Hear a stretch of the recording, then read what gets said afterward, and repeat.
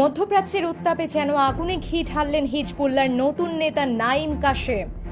এক জ্বালাময়ী ভাষণে তিনি স্পষ্ট জানিয়ে দিলেন, যতক্ষণ না ইসরায়েলি সেনারা দক্ষিণ লেবানন থেকে সম্পূর্ণভাবে সরে যাচ্ছে এবং ইসরায়েলি যুদ্ধ বিমান লেবাননের আকাশসীমা লঙ্ঘন বন্ধ করেছে, ততক্ষণ পর্যন্ত হিজবুল্লাহ কোনো অস্ত্র সমর্পণ করবে না, আর হবে না কোনো আলোচনাও।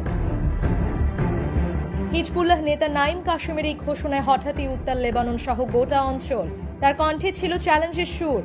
এই অস্ত্রই আমাদের দিয়েছে সম্মান, বাঁচার সাহস। কেউ আমাদের কাছ থেকে তা কেড়ে নিতে পারবে না। এর আগে অস্ত্র সমর্পণ নিয়ে লেবাননের রাষ্ট্রপতির সঙ্গে ইরান সমর্থিত সশস্ত্র গোষ্ঠী হিজবুল্লাহর আলোচনা শুরুর গুঞ্জন উঠেছিল।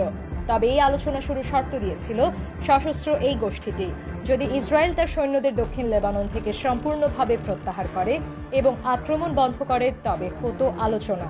তবে এবার সে আলোচনা অস্ত্র সমর্পণের গুঞ্জন উড়িয়ে দিয়ে হুঁশিয়ারি দিল হিজবুল্লাহ। যুদ্ধবিরতির পরও ইসরায়েলি ড্রোন হামলায় নিহত হচ্ছেন বেসামরিক মানুষ ও হিজবুল্লাহ সদস্যরা। জাতিসংঘের মানবাধিকার সংস্থা জানায়, নভেম্বরের যুদ্ধবিরতির পর থেকে ইসরায়েলি হামলায় অন্তত ৭১ জন বেসামরিক লেবানিজ নিহত হয়েছেন, যার মধ্যে নারী ও শিশুরাও রয়েছে। নাঈম কাশেম তার ওই বক্তব্যে আরও বলেন, যখন আমাদের মাথার উপর দিয়ে শত্রুপক্ষের যুদ্ধ বিমান উড়ে যাচ্ছে এবং আমাদের দক্ষিণাঞ্চল তাদের দখলে রয়েছে, তখন কেউ কিভাবে আশা করে যে আমরা আলোচনায় বসব? এমন পরিস্থিতিতে আলোচনায় বসতে বাধ্য করা হিজবুল্লাহর আত্মসমর্পণের সমতুল্য। এর অর্থ আলোচনা নয়, বরং আত্মসমর্পণই। আগে ইসরায়েল সেনা প্রত্যাহার করুক, লেবাননের আকাশসীমায় যুদ্ধ বিমান নিয়ে ওরা বন্ধ করুক, এরপর আমরা আলোচনার টেবিলে বসবো, তার আগে নয়। 14 মাসের এই যুদ্ধে লেবাননে 4,000-এরও বেশি মানুষ প্রাণ হারিয়েছে এবং ক্ষয়ক্ষতির পরিমাণ ছাড়িয়েছে $11 বিলিয়ন, জানিয়েছে বিশ্বব্যাংক।